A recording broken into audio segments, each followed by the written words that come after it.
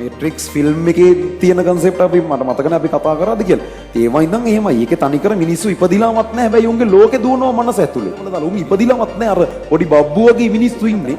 නිසා විද්‍යාව කියන්නේ පරම සත්‍ය සෙවීමක් නෙවෙයි. සරලව අපි මිනිස්සු නොවි අපි මොක්කෝ හරි වෙන පිටසක්වල ජීවියෝ జాතියක් වෙලා ඒ පිටසක්වල ජීවියාට නිින්ද ගිහින් හොඳටම උටපේන හීනයක් වෙන්න පුළුවන් මේක. ඒ කියන්නේ ළමයින් රැක් වයින් විද්‍යාව තියනවලු නෑලු මොනවද දැන් මම මේව ඉගෙන ගන්නද එපා දෙකක් කියන්නකෝ වගේ වෙනවා.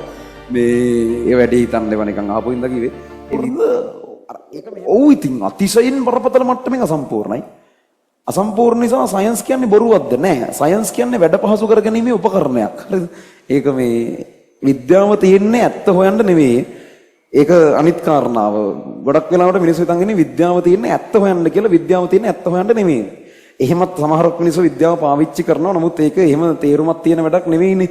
ඒ කියන්නේ එහෙම ඇත්ත කියලා එකක්. ඒ කියන්නේ යථාර්ථයක් කියලා එකක් කාටවත් තියනවා කියලා ඔප්පු කරන්න බෑ. කවුරු හරි මං කල්නුත් මේක කියලා තියෙනවා. කවුරු හරි කිව්වොත් මේ අපි දකින්නේ පොඩි කාලේ නිදාගෙන ඉද්දි අපිට පේන හීනයක් තමයි මේ ඔක්කොම කිව්වොත් ඒක නෑ කියලා අපිට ඔප්පු කරන්න බෑ. අපිට මේක ඇතුලේ යථාර්ථයක් කියලා එකක් කතා කරන්න බෑ. එතකොට විද්‍යාවෙන් මිනිස්සු ඇත්ත හොයනවා කියලා එහෙම ඇත්ත එක තැනක් තියෙනවා. එතනින් එහාට හොයන්න බෑ ඒක. ඒතර විද්‍යාව ඇතුලේ මිනිස්සු කරන්නේ ඇත්ත සෙවීමකට වඩා ගොඩක් වෙලාවට මිනිස්සු හිතන් ඉන්නේ විද්‍යාව කියන්නේ ඇත්ත හොයන්න හදලා තියෙන ටූල් එකක් කියලා නෑ. විද්‍යාව කියන්නේ මිනිස්සුන්ගේ වැඩ පහසු කරගන්න හදලා තියෙන ටූල් එකක්. එච්චරයි. විද්‍යාව ඇතුලින් අපිට පුළුවන් අමාරුවෙන් කරන දේවල් ලේසියෙන් කරන්න සහ සමහරක් විට කවදාවත් කරන්න බැරි දේවල් කරලා බලන්න පුළුවන්. අපිට මෙතන ඉඳන් හඳට යන්න බෑ කවදාවත්. හැබැයි අපිට ඒක කරගන්න පුළුවන් විද්‍යාවේ තියෙන දේවල් පාවිච්චි කරලා. ඒතර ඒව කරද්දී හදන කැල්කියුලේෂන්ස් අනම්මනම් සමහරක් විට අද වෙද්දි ප්‍රතික්ෂේපිත මූලධර්ම වලින් හදලා තියෙන්නේ. එතකොට දැන් ඒ වගේ තියෙනවා. දැන් හිතන්නකෝ අපි ක්වොන්ටම් වැඩ කරන්නේ කොහොමද කියලා දන්නේ නැහැ. හැබැයි ක්වොන්ටම් කම්පියුටිං කියලා වෙනම එකක් තියෙනවා. ඒකෙන් අපි සෑහෙන වැඩ ගන්නවා. විද්‍යාව කියන්නේ එහෙම එකක්. විද්‍යාවේ ඇත්ත හොයනවට වඩා විද්‍යාවේ කරන්නේ රටාවල් අඳුර ගන්නවා. මෙහෙම කරොත් මෙහෙම වෙනවා. මෙහෙම නොකරොත් මෙහෙම වෙන්නේ නැහැ. ඒ වගේ මේකේ රටාව අඳුරගන්න එකයි විද්‍යාවේ කරන්නේ. ඊට පස්සේ ඒ රටාව අපි වෙනස් කරනවා. ඒ කියන්නේ මෙහෙම කරොත් මෙහෙම වෙන එක අපි අපිට ඕන හැටියට වෙනස් කරලා අවසාන ප්‍රතිඵලය ඒකට ගැලපෙන්න වෙනස් කරගන්නවා. ඕක තමයි මේකෙදි වෙන දේ. විද්‍යාවේ වෙන්නේ මේ ස්වභාවයේ තියෙන රටාවල් අඳුර ගැනීම පමණයි.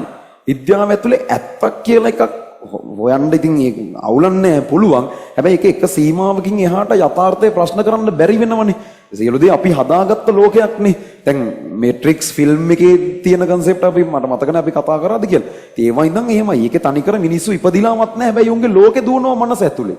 මිනිස්සු ඔක්කොම අර පොඩි බිත්තර වගේ ඇතුලේ දාලා උන්ගේ අර මොලේ වැඩ කරන සිතුවිලි වලින් එන කරන්ට් එකෙන් බිරසක්වල ජීවියෝ ලෝකයට අවශ්‍ය කරන ශක්තිය හදා ගන්නවා.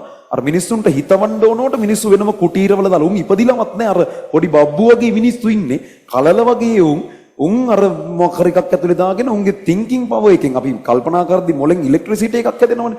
ඒක පාවිච්චි කරලා ඒ මුළු ලෝකෙට අවශ්‍ය ශක්තිය ගන්නවා වගේ ප්ලොට් එකක තමයි මේට්‍රික්ස් ෆිල්ම් එක යන්නේ. ඒතර ඒව වුණත් කාටවත් නෑ කියන්න බෑ. දැන් ඒක බලලා මං හිතුවොත් දැන් මම එහෙම එකෙක්ද දන්නේ නෑ කියලා කාටවත් ඒක ඔව්ද නැද්ද කියන්න බෑ. එක තැනකින් එහාට එනවා අපිට මිනිස්සු විදිහට ඉඳගෙන යථාර්ථය තියනවද නැද්ද කියලා ප්‍රශ්න කරන්න බැරි වෙන තැනක්. ඒ නිසා විද්‍යාව කියන්නේ පරම සත්‍ය සෙවීමක් නෙවෙයි. එම පරම සත්‍යයක් කියලා කෙහෙම්මල තියනවද නැද්දවත් දන්නේ නෑ අපි. සරලව අපි මිනිස්සු නොවි අපි මොක්කෝ හරි වෙන පිටසක්වල ජීවියෝ జాතියක් වෙලා ඒ පිටසක්වල ජීවියාට නිින්ද ගිහින් හොඳටම උටපේන හීනයක් වෙන්න පුළුවන් මේක. ඒ කියන්නේ ඇහැරුණාම අපි මේ වගේ නොවෙන්න උනත් පුළුවන්. හරි. ඒ වගේ මේක අරන් යන්න පුළුවන් සීමාව කිසි තේරුමක් නැති තැන් වලට යන්න පුළුවන්. ඕව හිතලා වැඩක් නැහැ නේ. මේ ඉන්න විදිහට අය වර්ණාවලියක් ඉගෙනගෙන අපි ඉමු. හරිද? ඕයි ලොකු ලොකුව වැඩක් නැහැ. කියන්නේ ඒක තැනකින් එහාට මේක පොයින්ට්ලස් වෙනවා. එහෙම තමයි ඉතින් ඒක හැටි. හරිද? අර විද්‍යාව කියන්නේ එහෙම නැතුව මේ පරම සත්‍ය සෙවීම එකක් නෙවෙයි. එහෙම එකක් හොයන්න බෑ. ඒක එක තැනකින් එහාට අපිට විතණ්ඩවාදී තර්ක කියලා කියන්නේ ඒක ඇත්ත කියන්නත් බෑ, බොරු කියන්නත් බෑ. ඔහි තියෙනවා. ඒ වගේ ඒවා වෙනවා. හරි අපි අවශෝෂණ මේක නිකන් කිව්වේ රහපු නිසා ඔය වගේ කෙහෙම්මල් පන්තිවල කියවන්න හොඳ නැහැ. ඊට පස්සේ ළමයින් රැක් වයින්නවා විද්‍යාව තියනවලු නෑලු මොනවද දැන් මම මේව ඉගෙන ගන්නද එපා දෙකක් කියන්නකෝ වගේ වෙනවා. මේ ඒ වැඩේ හිතන්න එපා නිකන් අහපු ඉඳලා කිව්වේ. ඒක මෙහෙම එකක් හරිද? විද්‍යාව ගොඩාක්ම අදහන්නේ විද්‍යාව දැනගන්න පටන් ගන්න මට්ටමේ මිනිස්සු. විද්‍යාව ටික ටික දැනගන්නකොට ඒක අමුතු එකක් කියලා තේරෙන්න ගන්න. ඔය ගම්වල මිනිස්සුම විද්‍යාව කියන එක දිවිහිමියෙන් ආරක්ෂා කරනවනේ උන්. ඒ කියන්නේ අර විද්‍යාවෙන් හොයාගෙන තියෙනවනේ මෙහෙම දෙයක්. අර හෙන මාර උද්‍යෝගිකින් මේ මිනිස්සු කතා කරන්නේ. ඒ තියෙන්නේ ඇත්තටම නොදැනුවත් භාවය. හරියට විද්‍යාව දන්න මිනිස්සෙක් එහෙම නෙවෙයි. අර අපි දන්නෙත් නෑ විද්‍යාව. නමුත් ඒ වගේ සෑහෙන දුරට දන්න මිනිස්සු විද්‍යාව ගැන දරන ආකල්පයයි අර විද්‍යාවේ එන්ට්‍රි ලෙවල් එකේදී අපි විද්‍යාව ඔලුව උඩින් තියාගෙන අදහන ඒ විදිහයි සම්පූර්ණයෙන් දෙකක්. ඇත්තටම සයන්ස් කියන්නේ එහෙම පරම සත්‍ය හොයන්න තියෙන දෙයකට වඩා වැඩ පහසු කරගන්න තියෙන ටූල් එකක්. ඒකෙන් කරන්නේ මේ ලෝකේ තියෙන පැටර්න්ස් රෙකග්නයිස් කරගන්නවා, රටාවල් අඳුර ගන්නවා, ඊළඟට ඒ රටාවල් මිනිස්සුන්ට ඕන විදිහට වෙනස් කරගන්නවා. එතකොට අපිට ඒකේ අවසාන ප්‍රතිඵලෙත් මිනිස්සුන්ට ඕන විදිහට වෙනස් කරගත්ත හැකි. ඒක තමයි විද්‍යාව ඇතුලේ වෙන්නේ. හරි.